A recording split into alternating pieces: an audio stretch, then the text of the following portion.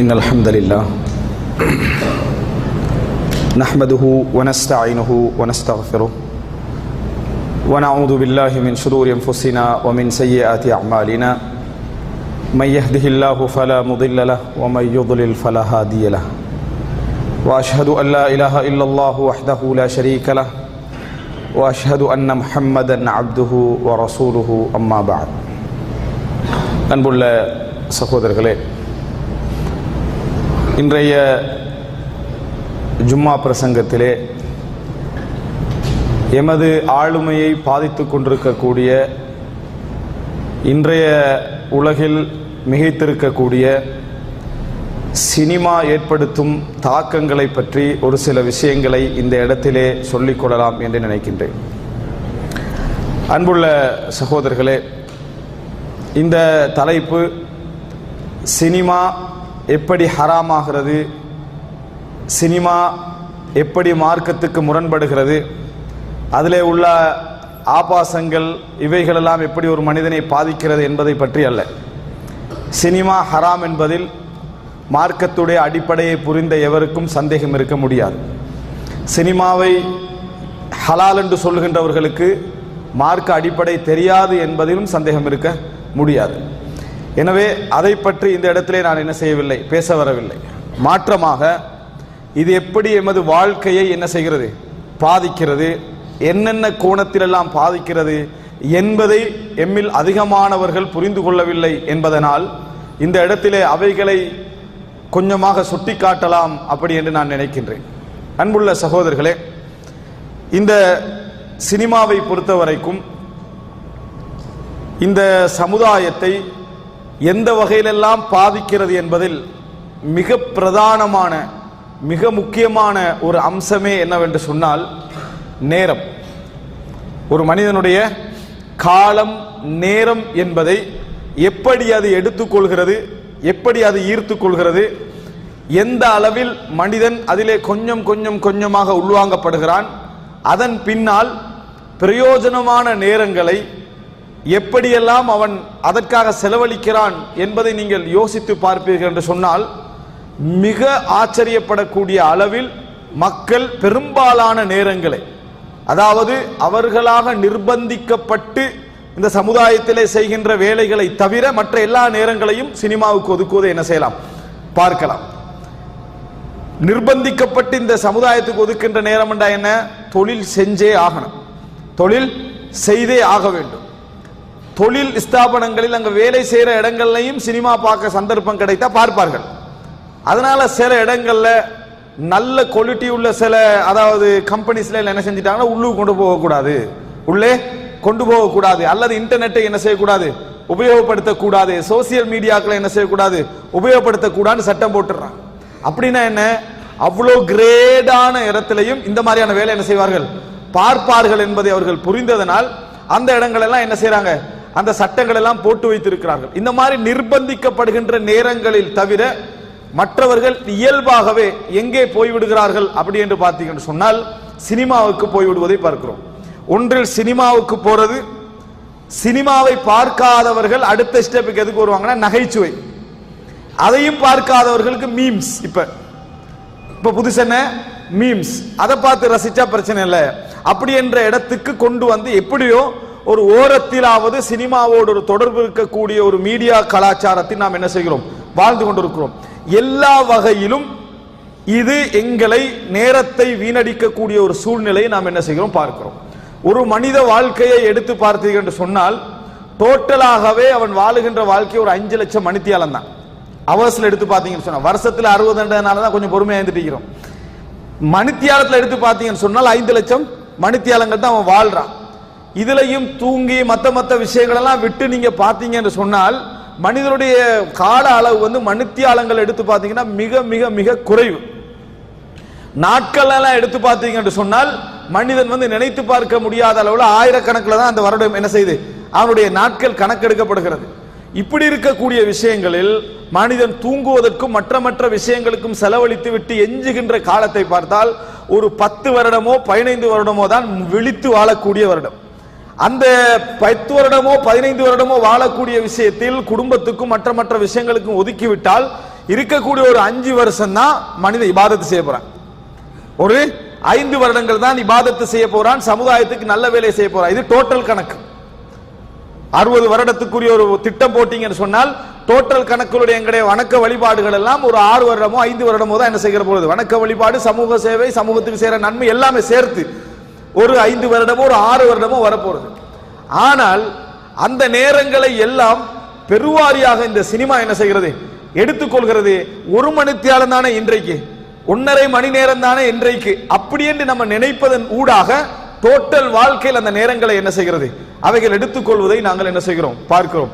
இதுவும் ஓய்வு என்று வந்து விட்டால், வெள்ளி சனி எந்த புரோகிராமும் இல்லை, எந்த இதுவும் இல்லை, அப்படி என்று வந்து விட்டால் என்ன செய்து விடுகிறார்கள் என்று சொன்னால், மார்க்கத்தோடு உள்ளவர்களும் கூட எதுவுமே இல்லை, நமக்கு இன்றைக்கு வேலை கீழே எதுவுமே இல்லை என்று சொன்னால் பார்த்துருவோம். அப்படி என்று சொல்லி என்ன முழுமையாகவே டோட்டல் 2 நாட்களையும் 3 நாட்களையும் சினிமாவில் கலைக்கக்கூடிய இளைஞர்கள், வயது வித்தியாசம் இல்லாமல் முதியவர்கள் என்று எம் சமுதாயத்திலே நேரத்தை அது அப்படியே உள்வாங்கி கொண்டிருப்பதை பார்க்கிறோம். சரி, நேரத்தை உள்வாங்குதே, இதனால என்ன பெருசா கிடைக்குதுன்னு பார்த்தீங்கன்னு சொன்னால், ஒன்றில் நல்லா அழுதுட்டு வெளியே வாரது அல்லது நல்லா சிரிச்சிட்டு வெளியே வாரது சம்பந்தமே இல்லாதவங்களுக்கு. ஒன்றில் நல்லா அழுது விட்டு வெளியே வருது அல்லது நல்லா சிரிச்சிட்டு வெளியே வாரது. ஏன் அழுதும் நமக்கே தெரியாது, ஏன் சிரிச்சோம் நமக்கு தெரியாது, யாருக்காக அழுதும் நமக்கு தெரியாது. ஆனால் டோட்டலாக அவ்வளவு செய்து விட்டு வெளியே வந்து விடுகிறோம். இப்படிப்பட்ட ஒரு நிலையை இன்றைக்கு இந்த சினிமா உருவாக்கி இருக்கிறது. ஆனா இதை பற்றி யாருமே நான் என்னையே ஏமாற்றிக் கொள்கிறேனே என்று நினைப்பதில்லை, நான் என்னையே இவ்வளவு கேவலமான இடத்திலே வைத்திருக்கிறேனே என்று நினைப்பதில்லை, நான் இப்படிப்பட்ட ஒரு சூழ்நிலையில் அதை உள்வாங்கப்பட்டிருக்கிறேனே என்று நினைப்பது இல்லை. சர்வ சாதாரணமாக இதை உபயோகிப்பதை நாம் என்ன செய்கிறோம், பார்க்கிறோம். அப்ப அன்புள்ள சகோதரர்களே, நாங்கள் பார்க்கிறோம் ஆரம்பகால அறிஞர்கள், உங்களில் ஒருவர் சொத்து பொருளாதார விஷயத்தில் எப்படி ஒரு கஞ்சத்தனம் இருக்குமோ அதைவிட பன்மடங்கு நேரத்திலே கஞ்சத்தனம் உடையவர்களாக அவர்கள் இருந்தார்கள். பணத்தை கேட்டா கூட கொடுத்துருவாங்க. 1 மணி நேரம் உங்களோட பேசணும் அப்படின்னு சொன்னா ஒரு 10 என்னது திர்ஹம் தாரம் போயிடுறீங்களான்னு சொல்ற லெவல் அவர்கள் இருந்தார்கள். இந்த 1 மணி தியாலத்தை நீங்க எடுக்கிறதை விட உங்களுக்கு 10 திர்ஹம் நான் என்ன செஞ்சிடறேன், தந்துடுறேன், நீங்க போயிடுறீங்களா, 1 மணி நேரம் எனக்கு தேவை என்ற நினைப்பில் அவர்கள் இருந்தார்கள். இன்றைக்கு இவர்கள் எப்படி இருக்கிறார்கள் என்று சொன்னால், கோடான கோடி கொடுத்து அந்த நேரத்தை என்ன செய்கிறார்கள், வீணடித்துக் கொண்டிருக்கக்கூடிய நிலையில் இருக்கிறார்கள் என்பதை யாரும் உணர்வதில்லை. இதற்கு ஒரு மிக பிரதானமான காரணம் என்ன அப்படின்னு நீங்க கேட்டீங்கன்னு சொன்னால், இதுதான் மிக முக்கியம். இது 2வது அம்சம், துனுவுல் ஹிம்மா, கேவலமான இலட்சியங்கள். அதாவது தன்னை பற்றிய உயர்ந்த எந்த மரியாதையும் இல்லை, தன்னை பற்றி உயர்ந்த எந்த மரியாதையும் இல்லை. அன்புள்ள சகோதரர்களே, இந்த தன்னை பற்றிய உயர்ந்த எந்த மரியாதையும் யாரிடத்தில் இல்லையோ அவர் இந்த மாதிரி வேலை இல்லை, இதைவிட கேவலமான வேலை செய்யக்கூட அவர் என்ன செய்ய மாட்டார், கணக்கில் எடுக்க மாட்டார். ஏன், அவர் என்ன நினைக்கிறாருன்னா, நான் ஒரு என்ன உழைக்கக்கூடிய ஒரு மெஷின், குடும்பத்துக்கு இவ்வளவுதான் நம்மளோட வேலை, இந்த வேலையை முடிச்சுட்டா நம்மளுக்கு வேற என்ன வேலை இருக்குது, வேற வேலை இல்லை. இதுதான் உயர்ந்த லட்சியம். அவருடைய ஆக உயர்ந்த லட்சியம் எது, குடும்பத்துக்கு சம்பாதித்து கொடுத்து விட்டு தேவைகளை பூர்த்தி செய்வது. இதுதான் அவர்கள் வைத்திருக்கக்கூடிய ஆக பெரிய லட்சியம். அதுக்கு அடுத்தது எவனெல்லாம் இந்த லட்சியத்துக்கு மேல இருக்கிறானோ அவனெல்லாம் விமர்சிச்சு தெரியுது.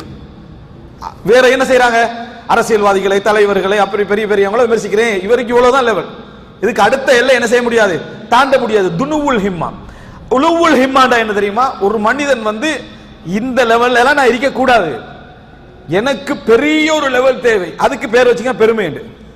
அதுக்கு என்ன பேர் வச்சுக்கிறது, பெருமை அப்படின்னு பேர் வச்சுக்கிறது. அன்புள்ள சகோதரர்களை, ஒரு மனிதன் தான் மிகப்பெரிய உயர்ந்த இடத்துல இருக்க, இந்த மாதிரி விஷயத்துல நான் ஈடுபடக்கூடாது, எனக்கென்று நிறைய வேலைகள் உண்டு, எனக்கென்று நிறைய லட்சியங்கள் உண்டு, பொறுப்புகள் உண்டு என்று ஒரு மனிதன் தன்னை ஈடுபடுத்திக் கொள்வதில் தான் உலுவுல் ஹிம்மா இருக்குது. முஆவியா ரலியல்லாஹு அன்ஹு அவர்களை பற்றி, அவர்கள் எப்படிப்பட்டவராக அவர் வருவார், எப்படிப்பட்ட ஒரு இருக்கும் என்று ஆசிரியர்கிட்ட கேட்கப்படுகிறது. அவர் தாய் கேட்கிறார், கேட்ட நேரத்தில் சொல்றாங்க, அவரோட சமுதாயத்துக்கு தலைவராக வருவாரு, யசூது கௌமஹு, அவருடைய சமுதாயத்துக்கு தலைவராக வரும். இப்படி நமது பிள்ளையை பத்தி சொல்லப்படுதுன்னு வைங்க, உங்களோட பிள்ளை எப்படி வருவாரு, ஊருக்கு தலைவராக வருவாருன்னா நம்ம மிச்ச சந்தோஷப்பட்டுருவோம். ஏன், ஊருக்கு தலைவராக, ஸ்கூலுக்கு தலைவராக வருவானே டவுட்ல இருந்தேன், ஊருக்கே தலைவராக வரானா போதும். ஏன்னா நம்ம எப்பயும் கேவலமான அந்த கீழ்நிலை சிந்தனையில தான் லட்சியத்தை ஆக பெரிய லட்சியமா வச்சிருப்போம். கீழ்நிலை சிந்தனை தான் எங்களோட உயர்ந்த லட்சியம். எது உயர்ந்த லட்சியம், +2 பாஸ் ஆயிரும் தான் நம்மளோட உயர்ந்த, ஆக உயர்ந்த உலக வாழ்க்கையில் உள்ள ஆக உயர்ந்த லட்சியம் எது, +2 பாஸ், அதாவது காலேஜ் முடிச்சிடணும், ரைட். முடிஞ்சாச்சு. வாழ்க்கையில் அவர் என்ன உயர்ந்த இடத்துக்கு வந்துட்டார். என்ன இவருடைய லெவல். முஆவியாரோட தாய் என்ன சொல்றாங்கன்னா, ஹாப முஆவியா வ ஹஸிர் இல்லம் யசுத் இல்லா கௌமஹு. வணங்கிட்டா அவரது, அதாவது அவருடைய லம் யசுத் இல்லா கௌமஹு, அவருடைய சமுதாயத்தை மட்டும்தான் அவர் தலைவராக வருவார், சமுதாயத்துக்கு மட்டும்தான் தலைவராக வருவார் என்றா முஆவியாட வாழ்க்கை நஷ்டமடைந்து விட்டது அப்படின்னு சொன்னார். யாரு? தாய். சமுதாயத்துக்கு மட்டும்தான் தலைவராக வாரா, அவருடைய ஊருக்கு மட்டும்தான் அவர் தலைவராக வாராருன்னா அவரோட வாழ்க்கையை என்ன செஞ்சாச்சு, நாசமா போயிட்டு அர்த்தம் அப்படின்றாங்க. அப்படி தாயோட லட்சியம் என்ன? ஊருக்கு தலைவராக வாரதெல்லாம் ஒரு சின்ன லட்சியம், உலகத்துக்கே அவர் என்ன செய்யணும், தலைவராக வரணும், அதான் பெரிய லட்சியம். அப்படிப்பட்ட ஒரு தாய் தந்தையால தான் பிள்ளைகளுக்கு என்ன செய்ய முடியும், ஒரு பெரிய லட்சியத்தை வளர்க்க முடியும். சொல்ல போனா லட்சியங்கள் பெரிய லெவல்ல கொடுக்கிறதாக இவங்க என்ன நினைச்சிட்டு இருக்கிறாங்கன்னா டாக்டர் ஆகிறது, அதான் ஆக பெரிய லட்சியம். அதான் வைத்துக் கொண்டிருக்கிறார்களே தவிர, அதாவது இன்கம்மை வைத்து ஒரு லட்சியத்தை வைத்துக் கொண்டிருக்கிறார்களே தவிர, எப்படிப்பட்ட விஷயங்களை எங்களோட உள்ளத்துல நம்ம வைத்திருக்கிறோம் என்பதற்கு நாங்களே எங்களுக்கு ஆதாரம்.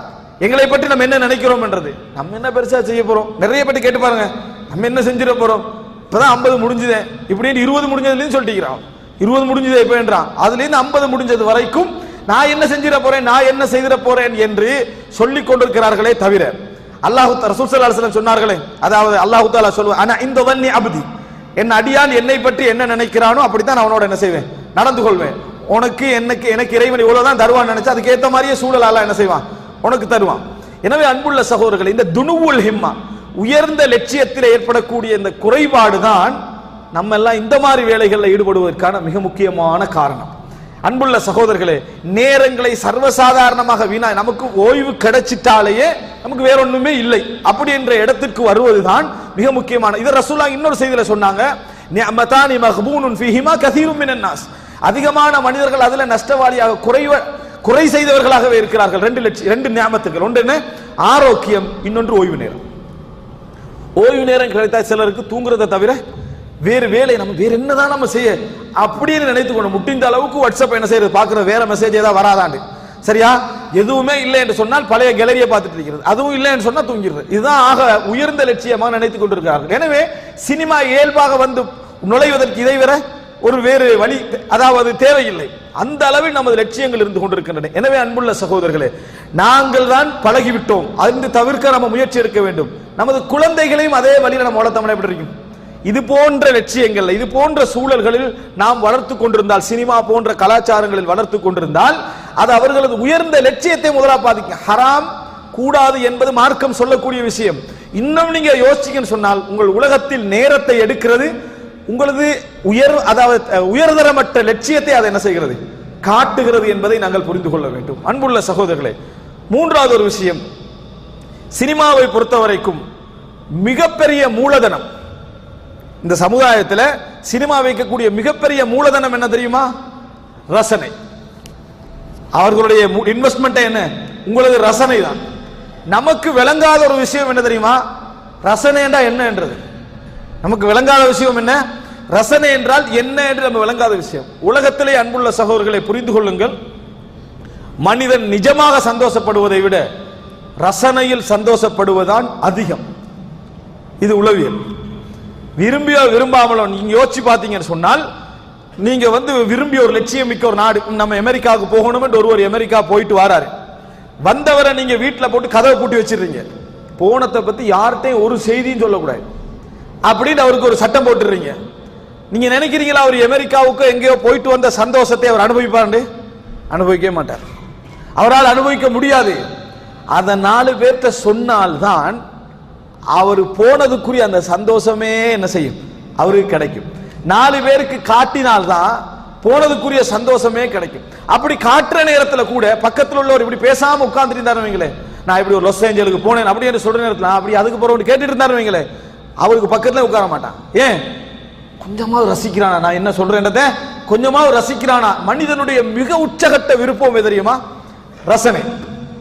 அதனாலதான் அரபுல ஒரு காயிதா சொல்வார்கள், கஸ்ரத்துல் மிசாஸ் துஃப்கிதுல் இஹ்சாஸ். அதிகமான தொடர்பு உணர்வை இழக்க செய்யும். அதிகமான தொடர்பு உணர்வை இழக்க செய்யும். பார்க்க முன்னால ஆகோ ஓகோன்னு நினைப்போம், பழகின பின்னால இவ்வளவுதானான்னு நினைப்போம். இதுதான் இயல்பு. இது அவருடைய பிரச்சனை அல்ல, ரசனையுடைய பிரச்சனை.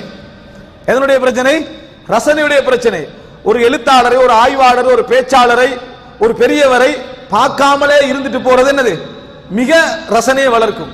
பார்த்து பழகிவிட்டோம் என்று சொன்னால் இவ்வளவுதான இடத்துக்கு என்ன செஞ்சிடும், வந்துடும். அதை அழகாக சொல்வார்கள். இது போன்றுதான் இந்த ரசனை என்ற பகுதி இருக்குதே, இந்த ரசனை என்ற பகுதி எப்பொழுதும் என்ன செய்யும்? மனிதனை உயிர்ப்பித்துக் கொண்டே இருக்கும். மனிதன் நிஜத்தில் வாழ்வதை விட ரசனையில் வாழ்வதுதான் அதிகம். அதனாலதான் எவனும் செய்யற தொழில நிம்மதியா இல்லை.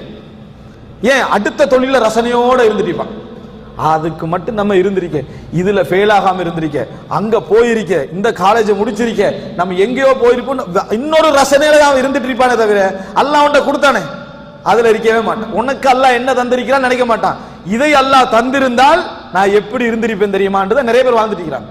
அல்லாஹ் இப்போ ஒன்று தந்திருந்தானே அது இல்ல, இதை எனக்கு இறைவன் தந்திருந்தால், அதான் இன்னொருத்தருக்கு கொடுத்தது, அதை நமக்கு தந்திருந்தா நான் எங்கேயோ போயிருப்பேன். அவன் என்ன நினைக்கிறான்டா, இது இல்லாம இருந்தா நல்லா இருந்திருக்கும் அவன் நினைச்சுக்கிறான். இப்படித்தான் நிறைய பேருடைய நிலைமை முன்னால் உள்ளவனை பற்றிய சிந்தனையில் என்ன செய்கிறது? இருந்து கொண்டிருக்கிறது, கற்பனையில போய் கொண்டிருக்கிறது. இந்த ரசனை தான் சினிமாவுடைய மிகப்பெரிய மூலதனம். அதாவது உலகத்துல உங்களுக்கு எதெல்லாம் செய்ய முடியாதோ, எதெல்லாம் செய்ய நினைக்கிறீங்களோ அதையெல்லாம் செஞ்சு காட்டிடுவான். எதெல்லாம் உங்களுக்கு செய்ய முடியாதோ, எதெல்லாம் செய்ய நினைக்கிறீங்களோ அதையெல்லாம் உங்களுக்கு என்ன செஞ்சிருவான்? செய்து காட்டிடுவான். நீங்களும் சந்தோஷமா என்ன செஞ்சிருவீங்க? செஞ்சிட்டான் அப்படின்னு சந்தோஷமா வெளியே வந்துருவீங்களே தவிர வேறு எதனையும் சினிமாவால் என்ன செய்ய முடியாது? உங்களுக்கு தர முடியாது. அப்படி இல்லாத எந்த சினிமா வெற்றி பெறவும் முடியாது. அப்படி இல்லாத எந்த சினிமாவும் ரியலாக ஏதாவது ஒன்றை செஞ்சு காட்டினான்னு அந்த சினிமா அடுத்த செகண்டோட என்ன செஞ்சிருவாங்க? இழுத்து மூடிடுவாங்க. எதையாவது ஒன்று நீங்கள் ரசிக்கின்ற அமைப்பில் உங்கள் வாழ்க்கையில ஒத்தனை கொல்லணும், அது போல ஒன்று அந்த சினிமால காட்டினான்னா அவனை கொலை செய்யப்படுறான்னா சந்தோஷமா வெளியே வருவீங்க. உங்க வாழ்க்கையில ஒருவனை என்ன செய்யணும்? பழி வாங்கணும், பழி வாங்க இயலாது. அது மாதிரி ஒன்று சினிமா காட்டி சென்னுவீங்களே, சந்தோஷமா பார்த்துட்டு என்னது சரியான செய்தி தான் அப்படி என்று சொல்லி வெளியே வருவோம். இதைத்தான் மூலதனமாக வைத்துக் கொண்டு எங்களது வாழ்க்கையெல்லாம் என்ன செய்யுது? அந்த ரசனை இன்வெஸ்ட் பண்ணி கொண்டு போய்கொண்டிருக்கிறது. அன்புள்ள சகோதரர்களே, ஒரு சிறந்த தலைவர் உருவாக வேண்டும் என்றால் அளவான ரசனையால் மட்டும்தான் உருவாக முடியும். அதிகமான ரசனையாலோ அதிகமான அனுதாபத்தாலோ ஒரு தலைவரை உருவாக்க முடியாது, கவர முடியும். நல்ல முறையில் புரிந்து கொள்ளுங்கள். அளவுக்கு அதிகமான அனுதாபம், அளவுக்கு அதிகமான ரசனை சிறந்த தலைவரை உருவாக்காது, கவர்ச்சி உருவாக்கும். எதை உருவாக்கும்? கவர்ச்சி உருவாக்கும். கவர்ச்சியிட பேர்ல அவரை தலைவராக்கினீங்கன்னா நீங்க நாசமா போயிருவீங்க. அவ்வளவுதான். இன்றைக்கு பொதுவாக நம்ம அரசியல் தலைவர்கள்லாம் பார்க்க ரசனையில உருவாக்கப்பட்டவர்கள் தான், உண்மையான தலைவர்கள் அல்ல. எதுல உருவாக்கப்பட்டவர்கள்? எங்களது ரசனையை இன்வெஸ்ட் பண்ணி உருவாக்கப்பட்ட தலைவர்கள். அதனால நம்ம வாழ்க்கை என்ன செய்யுதுன்னா அப்படியே எங்கேயோ என்ன செய்யுது? போய்கொண்டிருக்கிற ரசனையை இன்வெஸ்ட் பண்றது. அதிகமான அனுதாபம், அதிகமான ரசனை. அதிகமான அனுதாபம்னா என்ன? நீங்க வண்டியில போய்கிட்டு இருக்கிறீங்க, ரோட்ல ஒரு பிச்சை எடுக்கிறவரை காண்றீங்க, மனசெல்லாம் கவலைப்படுது. பிச்சை வாழ்க்கை எப்படி இருந்திருக்கும் ஒரு சைட்ல உட்கார்ந்து அரை மணி நேரத்துக்கு யோசிக்கிறீங்க. ஆரம்பத்தில் தாய் பெற்றெடுத்திருப்பா இவனை, யாரு? அந்த பிச்சைக்காரனை.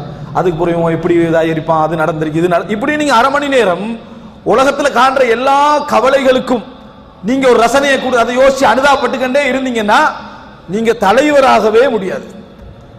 நீங்க இதனூடாக என்ன நினைக்கிறீங்கன்னு சொன்னால், அல்லாஹ் காட்டாத ஒரு கருணை என்ன செய்ய போறீங்க? காட்ட போறீங்க. இறைவன் காட்டாத ஒரு கருணை காட்ட போறீங்க.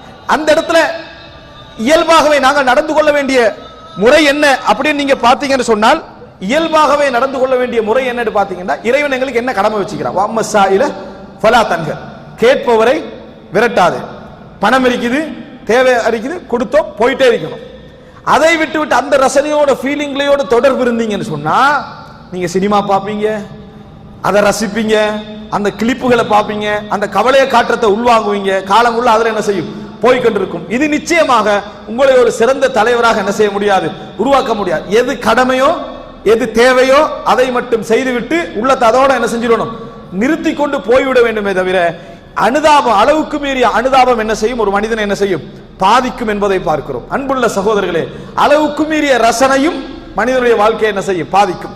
அதிகமாக ரசிக்கக்கூடிய தன்மைதான் பாடல். இந்த பாடல், நடனங்கள், நாடகங்கள், சினிமாக்கள், உணர்வுபூர்வமான இந்த உரைகள், இது போன்றவைகள் எல்லாம் நீங்க உள்வாங்கி வளர்ந்தீங்கன்னு வைங்களேன், நல்ல தலைவரை உருவாக்க முடியாது. இதெல்லாம் ஒரு காலத்துல பாத்தீங்கன்னா அரபு உலகத்துல இந்த விஷயங்கள், இந்த பாடல்கள், ஆடல்கள், நாட்டியங்கள், நாடகங்கள் எல்லாம் பெண்களோடு சம்பந்தப்பட்டது. ஒரு காலத்துல பாத்தீங்கன்னு சொன்னால் பெண்களோடு சம்பந்தப்பட்டது. இந்த பெண்களோடு உதாரணமா தபலா அடிக்கலாம், சலங்கை இல்லாத தபலா அந்த ட்ரம் அடிக்கலாம் அப்படி என்று சொல்ற செய்தி எல்லாம் பாத்தீங்கன்னா பெண்களோடு சம்பந்தப்பட்டது எல்லாமே. எல்லாம் ஒரு காலத்துல பெண்களோடு அடிக்கலாமான்ற அனுமதி எடுத்து போட்டு செய்ய பாக்குறது யாரு? ஆண்கள். அப்ப எல்லாம் என்ன காட்டுதுன்னு சொன்னா தலைமைத்துவ பண்பே கிடையாது. ஒரு சிறந்த ஒருவரை உருவாக்க முடியாது. பிள்ளையிடத்தில் அல்லாஹ் தஆலா என்ன சொல்ற ரசூலாங்களை பார்த்து, வமா அல்லம்னாஹு ஷிஅர வமா யம்பகி லஹு, கவிதையை அவருக்கு கற்றுக் கொடுக்கவும் இல்லை, அவருக்கு தகுதியும் இல்லை. அவருக்கு கவிதை படிப்பது அவருக்கு தகுதியும் இல்லை என்றான். அல்லாஹ் இன்னொரு சொல்ற நேரத்தில் என்ன, கவிஞர்கள் வீணர்களையே பின்பற்றுவார்கள். கவிதை இஸ்லாம் கொச்சை செய்யல, ஆனா கவிதையுடைய இயல்பு என்ன தெரியுமா? அலம் தர அன்னஹும் ஃபீ குல்லி வாதின் யஹீமூன், எல்லா பள்ளத்தாக்களையும் ஏறி இறங்குறத பார்க்கலன்னு இருக்கிறான்ல. அப்படியே சும்மா கற்பனை பண்ணிக்கிட்டு போவதே தவிர அவனால யாரையும் என்ன செய்ய முடியாது. எந்த பெரிய தலைவர்களும் எந்த பெரிய உண்மையான ஆட்சியாளர்களும் கவிஞர்களாக இருந்ததில்லை. அது இந்த நூற்றாண்டுல மட்டும்தான் பாப்பீங்க. எதன் காரணமா பாப்பீங்க?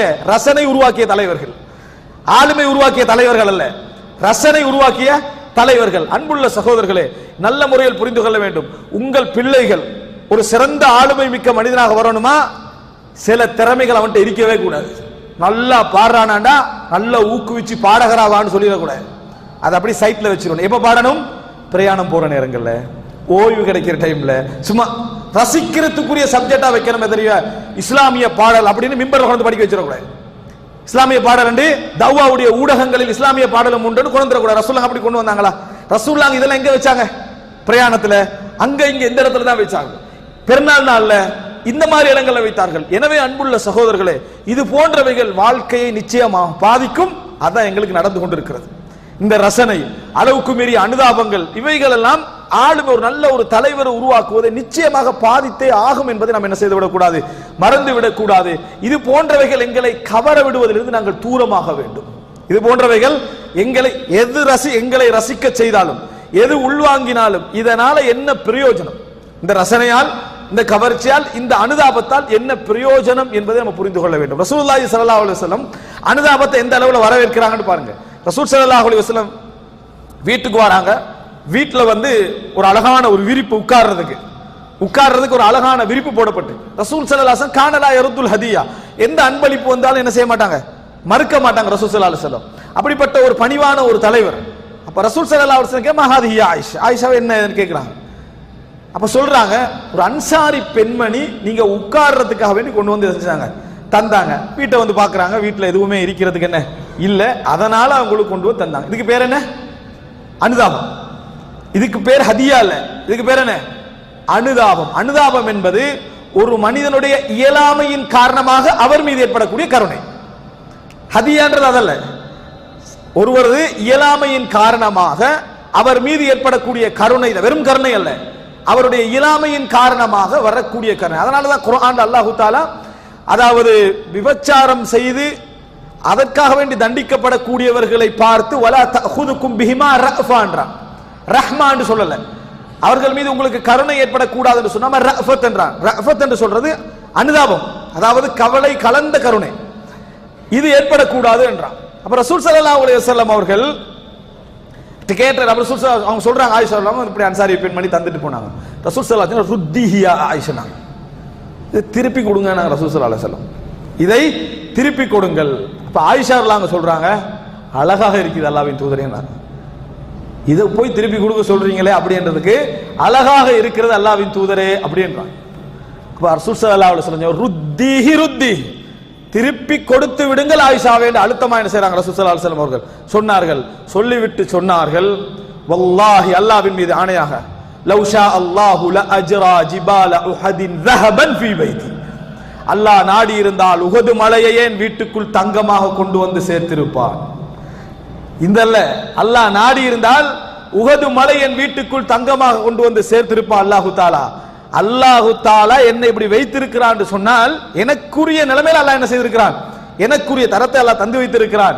யாரும் அனுதாபம் காட்ட தேவையில்லை என்பதை ரசூலுல்லாஹ் என்ன செய்றாங்க, அதை சொல்ல வருகிறார். ஆனா அனுதாபம் காட்டினாலே நமக்கு சந்தோஷம். யாரா நமக்கு அனுதாபம் காட்டிட்டா உலகத்துக்கு லாபம் தானே, உடனே அனுதாபம் காட்டிட்டான்னா சந்தோஷம். இது ஒரு தலைமைத்துவ பண்பே கிடையாது. ரசூல் ஸல்லல்லாஹு அலைஹி வஸல்லம் சொல்லிவிட்டு அல்லாஹ்விடத்திலே துஆ கேட்டார்கள், அல்லாஹும்ம ஜஅல் தஆம ஆலி முஹம்மதின் கூதா, முஹம்மதுடைய குடும்பத்துடைய உணவுகளாக ரொட்டி துண்டுகளை ஆக்கி வைப்பாயாக யா அல்லாஹ். ரசூலுல்லாஹ் முகமதுடைய குடும்பத்தின் உணவுகளாக ரொட்டி துண்டுகளை ஆக்கி வைப்பாயா, கூத்தன் சொல்ற ரொட்டி, இது போன்றவைகள், இதை எனக்கு தருவாயாக என்ற ரசூலுல்லாஹி ஸல்லல்லாஹு அலைஹி வஸல்லம் துஆ கேட்டார்கள். அன்புள்ள சகோதரர்களே, இதான் மிக முக்கியமான இடம். நமக்கு கிடைச்சதெல்லாம் ஹலாலா இருந்தா நமக்கு நல்லது நம்ம நினைச்சிடக்கூடாது. அனுதாபம், ரசனை, இவைகள் எங்கள் ஆளுமைகளை பாதிக்கும் என்கின்ற உணர்வு நமக்கு என்ன செய்ய வேண்டும், இருக்க வேண்டும். எதை ரசிக்கிறதுக்கு கொண்டு வந்து முன்னால வச்சாலும் உடனே ரசிச்சிடக்கூடாது. எது அனுதாபப்படுற மாதிரி இருந்தாலும் எது அனுதாபப்படக்கூடாது. மார்க்கம் என்ன சொல்லுதுன்னு மார்க்கத்தை முன்னால வைங்க. மார்க்கத்தை முன்னால வைத்து அனுதாபப்படலாமா, பட வேண்டியது எவ்வளவு அந்த அளவுல. உள்ளம் கவருதே, உள்ளம் ஈர்க்குதே என்பதற்காக வேண்டி நம்ம பின்னால போனோம் என்று சொன்னால் அது எமது ஆளுமையை பாதிக்கும், நம்ம தலைவராக உருவாகவும் முடியாது. சமுதாயம் அப்படித்தான் என்ன செய்யும், இருக்கும். எனவே அன்புள்ள சகோதரர்களே, நேரத்தை பாதிக்கிறது இந்த சினிமா என்பது. இரண்டாவது, எங்களது உயர்வற்ற லட்சியங்களை அது என்ன செய்கிறது, காட்டுகிறது. மூன்றாவது, எங்களது ரசனையை மூலதனமாக்குகிறது. நான்காவது, எமது அனுதாபத்தை என்ன செய்கிறது, அது பயன்படுத்துகிறது. இந்த உணர்வுகள் சரியான முறையில் நிர்வகிக்கப்பட வேண்டும். இது நிச்சயமாக ஒரு சிறந்த தலைவராக உங்கள் குழந்தை உருவாக்க நீங்க நினைத்தால் இந்த ஆடல், பாடல், சினிமா, கூத்துக்கள் எல்லாம் அவனது ரசனை வட்டத்துக்குள்ளே வரக்கூடாது. என் பிள்ளைக்கு பாட்டை போட்டா ரசிக்கிறான் இல்ல என்றா கவலைப்பட வேணாம், ரசனை இல்லாதவனா வருவாண்டு, தலைவரா வரப்போறான்னு நினைங்க. இதுல எல்லாம் அவனுக்கு ரசனை இல்லை என்று சொன்னார். இன்னைக்கு நீங்க நினைச்சு பாருங்க, உலகத்துல சர்வதேச தலைவர்கள் எல்லாம் அந்த சினிமாவுக்கு பின்கால உட்கார்ந்துகிட்டு இருந்தாங்கன்னா நிலைமை என்ன உலகம். இன்னைக்கு ஒரு 2 அவர் புதிய படம் ஒன்று ரிலீஸ் ஆகுதுன்னு போய் அவன் ஹோல்ல உட்கார்ந்துட்டு இருந்தான்னா இந்த உலக தலைமைத்துவ நிலைமை, இது போன்றவைகள் அவனுக்கு ரசிக்க கூடாது. இது போன்ற, ஆனா அவன் என்ன செய்யறான், கெட்ட தலைவர்களாக இருந்தா மக்களுக்கு இதை கொடுத்துட்டு அவன் எங்களே பார்க்க மாட்டான். மக்களுக்கு கொண்டு போய் சேர்த்துட்டோம்டா நீ சினிமா கோல் எல்லாம் கொண்டு அவன் எதை கவனிக்க மாட்டான், நம்மளே பார்க்கவே மாட்டான். அவன் ஒரு கற்பனை உலகத்தில் அனுப்பி போட்டு நம்ம ஆட்சி என்ன செய்யலாம், செய்து கொண்டிருக்கலாம் என்றதை அவன் தெரிஞ்சு வச்சுக்கிறான். எனவே அன்புள்ள சகோதரர்களே, நம்ம இயல்பிலே கவனமாக இருக்க வேண்டும். இவைகளெல்லாம் இஸ்லாம் ஹராம் என்ற சினிமாவை நான் அவங்க மோதி உள்வாங்க போனதால் ஏற்பட்ட மோசமான விளைவுகள். அல்லாஹ் தடுத்த இடத்திலே நம்ம நிறுத்தி கொண்டோம் என்று சொன்னால் நிச்சயமாக எங்களுக்கு உலக ரீதியாக கூட நிறைய நன்மைகள் என்ன செய்யும், கிடைத்திருக்கும். அல்லாஹ் ரப்புல் ஆலமீன் சிறந்த முறையில் மார்க்கத்தின் நோக்கங்களை புரிந்து அதை நடைமுறைப்படுத்திய மக்களாக எம் அனைவரையும் ஆக்கி அருள் புரிவானாக. إن الحمد لله نحمده ونستعينه ونستغفره ونعوذ بالله من شرور أنفسنا ومن سيئات أعمالنا من يهده الله فلا مضل له ومن يضلل فلا هادي له وأشهد أن لا إله إلا الله وحده لا شريك له وأشهد أن محمدا عبده ورسوله أما بعد. அன்புள்ள சகோதரர்களே, சினிமாவை பற்றி எல்லாருக்குள்ள ஒரு பொதுவான ஒரு சந்தேகம் உண்டு. நல்லது சொல்றானா இல்லையா அப்படின்ற சந்தேகம். தாயை பத்தி சொல்றான், தந்தையை பத்தி சொல்றான், குடும்பத்தை பத்தி சொல்றான், ஒழுக்கங்களை சொல்லித்தரான். எது சினிமா ஒழுக்கங்களை சில நேரங்களில் சொல்லி தருகிறது. இப்படி நல்ல விஷயங்களை சொல்லி தருதா இல்லையா? அப்போ அதெல்லாம் படிப்பினை ஊட்டக்கூடிய விஷயங்களா இல்லையான்னு கேட்கிறான். இதுவும் உள்ளத்தை பற்றிய இயல்புகளை புரியாத, உபதேசம் என்றால் என்ன என்று தெரியாததனால் வரக்கூடிய சிந்தனை. உள்ளத்தை பற்றிய இயல்புகளை புரியாததனாலும் உபதேசம் என்றால் என்ன என்று தெரியாததனாலும் வரக்கூடிய சிந்தனை. அன்புள்ள சகோதரர்களே, ஒன்றை புரிந்து கொள்ள வேண்டும். காதுக்கு ரசனையாக இருந்தால் உபதேசம் நினைக்க கூடாது. காதுக்கு ரசனையாக இருந்தால் உபதேசம் நினைக்க கூடாது. நமக்கு பொதுவாக காதுக்கு வலிச்சா உபதேசம் நினைக்கிறதே இல்லை. காதுல போட்ட உடனே அது வலிச்சுதுன்னு வைங்களேன், நம்ம குறை சொல்றேன்னு தான் நம்ம நினைப்போம். நல்லா ரசிச்சோம்னா உபதேசிக்கிற மாதிரி என்ன செய்யறோம், நம்ம நினைக்கிறோம். அன்புள்ள சகோதரர்களே, உபதேசம் என்றால் என்ன தெரியுமா? நான் இப்போ உங்களுக்கு ஒரு உபதேசத்தை ஆரம்பிக்கிறேன், முடிக்கிற நேரத்தில் அந்த உபதேசம் கடைசி நிமிஷம் வரைக்கும், முதலாவது சொன்னது கடைசி வரைக்கும் ஒரு உள்ளத்தில் என்ன செய்யணும், நிக்கணும். நீங்க சினிமால தாயை பற்றி ஒரு உபதேசம் போகுதுன்னு வைங்க, தாயை பற்றி ஒரு உபதேசம் சினிமால சொல்லப்படுது. சினிமா தாயை பத்தி சொல்லுதா இல்லையா? இஸ்லாமும் தாயை பத்தி சொல்லுது. அப்புறம் என்ன உண்டா? இஸ்லாமும் தாயை பத்தி சொல்லுது, குர்ஆனும் தாயை பற்றி சொல்லுகிறது, சினிமாவும் சொல்லுது. இப்ப உள்ளத்துல என்ன சொல்லுது? இஸ்லாம் சொல்ற விஷயங்கள் கூட சினிமா எடுத்து சொல்லுது. விளக்கம், இஸ்லாம் சொல்ற விஷயங்கள் கூட சினிமா எடுத்து சொல்லுதான். அப்ப இவருக்கு உபதேசத்தை பற்றி தெரிஞ்ச விஷயம் அதுதான். ஆனா தாயை பற்றி சொல்ற அடுத்த கட்டம் இஸ்லாம் என்ன சொல்லும் தெரியுமா? தாய்க்கு செய்ய வேண்டிய கடமையை சொல்லும். அதுக்கு அடுத்த கட்டம் என்ன சொல்லு தெரியுமா? இணை வைக்க கூடாதுன்னு சொல்லும். அதுக்கு அடுத்த கட்டம் இஸ்லாம் என்ன சொல்லு தெரியுமா? அதனால இறைவனை வணங்குன்னு சொல்லும். அதுக்கு அடுத்த கட்டம் என்ன சொல்லு தெரியுமா? இதனால மறுமையில கூலி என்று சொல்லும். முடிவு என்ன? தாய்க்கு நல்லது செய்யணும். இப்ப சினிமாவுக்கு வாங்க, தாய்க்கு நல்லது செய்யணும். அடுத்த கட்டம் டான்ஸ். அடுத்த கட்டம் என்ன? டான்ஸ். அதுக்கு அடுத்த கட்டம் கற்பழிப்பு. அதுக்கு அடுத்த கட்டம் குடும்ப பிரிவு. அதுக்கு அடுத்த கட்டம் ஜோக். அதுக்கு அடுத்த கட்டம் காதலன் காதலி சேர்றது. வெளியே வந்துட்டீங்க. இப்ப என்ன உபதேசம்? தாயை பத்தி சொன்னானா இல்லையா? நின்றுச்சா? நிக்கல. எப்படி வெளியே வந்தீங்க? வெளியே வார நேரத்தில் உங்களுக்கு கிடைத்ததெல்லாம் தாய் பற்றிய உபதேசமா வேற விஷயங்களா? நினைச்சு பாருங்க. உபதேசம் என்றால் சொன்னவன் உறுதியாய்க்கணும். அதுல நான் உங்களுக்கு சொல்றேன்டா தாயை பற்றி சொல்ற நேரத்தில் அதற்கு புறவு கிடைக்கக்கூடிய விஷயங்கள் எதுவும் உங்களை கெடுக்க கூடாது. அதான் உபதேசம். எந்த சினிமாலையாவது நல்ல விஷயத்துக்கு பின்னால கேடுகட்ட விஷயம் என்று சொல்லாம இருந்தீங்களா? அது எப்படி அது உபதேசம் பண்றீங்க? உபதேசம் என்றால் நீங்கள் திருந்து விட்டு வர வேண்டும், நீங்கள் பார்த்து மாற வேண்டும், உங்களது உணர்வுகள் பாதிக்கப்பட்டிருக்க கூடாது, உங்கள் உணர்வுகள் பாதுகாக்கப்பட்டிருக்க வேண்டும். ஆனா சினிமா என்ன செய்யுதுன்னா உபதேசம் என்ற பெயர்ல அப்படி கொஞ்சம் தொட்டு வச்சுக்கிறது, ஒரு பகுதியை மட்டும். உங்களோட உணர்வுகளை கவர முடிந்தால் மட்டும்தான் அந்த உபதேசத்தை போடுவான். போட்டு வைத்துக்கொண்டு அதுக்கு அடுத்த கட்டமே ஒரு பாட்டை போட்டு உங்களை ஆட விட்டுருவான். இப்போ உங்களுக்கு தாய் உபதேசம் மறந்துடும். ஆனா குர்ஆனை நீங்க எடுத்துக்கொண்டீங்கன்னு சொன்னா தாயை பத்தி படிச்சுட்டு வாரீங்களா, அதுக்கு அடுத்த கட்டம் நீங்க போனீங்கன்னு சொன்னால் இறைவனை பற்றி சொல்லும், தாய்மையுடைய கடமைகளை பற்றி சொல்லும், அதுக்கு அடுத்த கட்டம் போற சொர்க்கத்தை சொல்லும், நரகத்தை எல்லாமே ஒரு உபதேசத்தோடு நீங்க என்ன செய்வீங்க? வெளியே வருவீங்க. இதுதான் உபதேசம். ஒரு நீங்களா ஒரு சிம்பிளா எடுங்க. ஒரு தந்தை நீங்க மகனை அழைச்சி வச்சு சொல்றீங்க நேரத்தை நல்ல முறையில் பயன்படுத்தணும் அப்படின்னு சொல்லிட்டு ஒரு டான்ஸை போட்டு 2 பேரும் ஆடுறீங்க. யாரோட? பிள்ளையோட. மறுபடியும் ஒரு 5 நிமிஷம் உட்கார்ந்துட்டு நேரத்தை நல்ல முறையில் பயன்படுத்தணும் அப்படின்னு சொல்லிட்டு சத்தம் போடுறீங்க. மறுபடியும் கொஞ்ச நேரம் உட்காடுறீங்க, நேரத்தை நல்ல முறையை பயன்படுத்தணும், வைஃபோட சண்டை பிடிக்கிறீங்க. உபதேசம் இது? இதான் சினிமா. இது நம்ம உலகத்துக்கு எப்படி சொல்லிட்டு இருக்கிறோம்னா சினிமாவும் அதைத்தான் சொல்லுது, இஸ்லாம் அதைத்தான் சொல்லுதான். சுபஹானல்லாஹ்.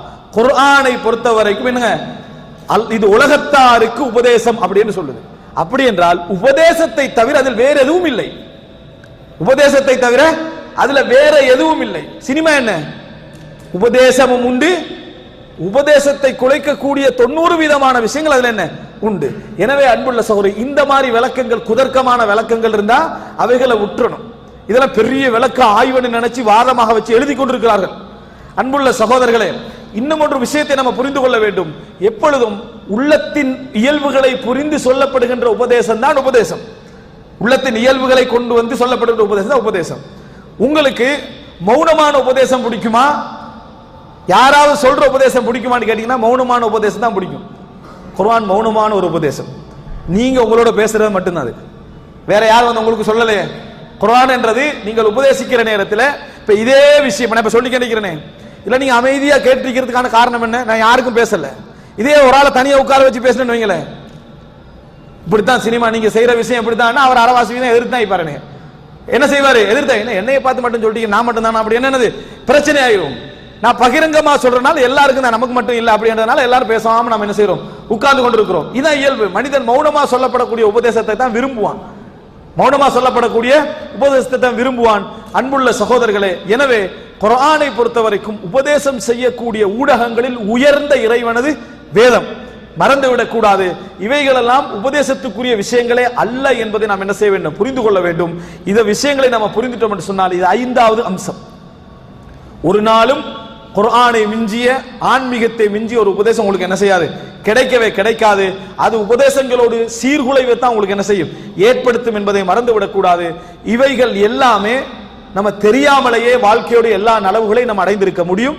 சினிமா இஸ்லாத்துல ஹராம் இடத்தை பின்பற்றி இருந்தா எப்படி? இந்த ஞானங்கள் எல்லாம் தெரிய வேண்டிய அவசியம் இல்லை. அல்லாஹ் தடுத்துட்டா நான் தவிர்த்துட்டேன்னு நீங்க வாழ்ந்தாலே கயிறு தான். அல்லாஹ் தடுத்துட்டான், நான் தவிர்த்துட்டேன் அப்படி என்று வாழ்ந்தாலே அது கயிறு தான். நமக்கு தான் அது வருது இல்லையே. நமக்கு அது என்னது? நியாயங்கள் அவநியாயங்கள்லாம் சொன்னா தான் நம்ம அதை எடுக்கிறோம். உண்மையிலே அல்லாஹ் எனக்கு தடுத்து விட்டான், அதனால் நான் தவிர்த்து விட்டேன் என்று வாழ்ந்தீர்கள் என்று சொன்னால், இந்த உலகத்தில் ஒரு உயர்தரமான ஞானி சொல்லக்கூடிய நியாயங்களை விட உச்சகட்ட நியாயங்களை அல்லாஹ்வுடைய தடைகளும் கட்டளைகளும் கொண்டிருக்கின்றன என்பதில் எந்த விதமான சந்தேகமும் இல்லை. அல்லாஹ் ரப்புல் ஆலமீன் இந்த மார்க்கத்தில் எங்களுக்கு ஒரு சிறந்த விளக்கத்தை தந்து அதிலே உறுதியாக வாழக்கூடிய மக்களாக எம் அனைவரையும் ஆக்கியல் புரிவானாக. ஹாதா மா இந்தி வல் இல்மு இந்தல்லாஹ் வ அகூலு கௌலி ஹாதா வ அஸ்தக்ஃபிருல்லாஹ் லி வ லக்கும்.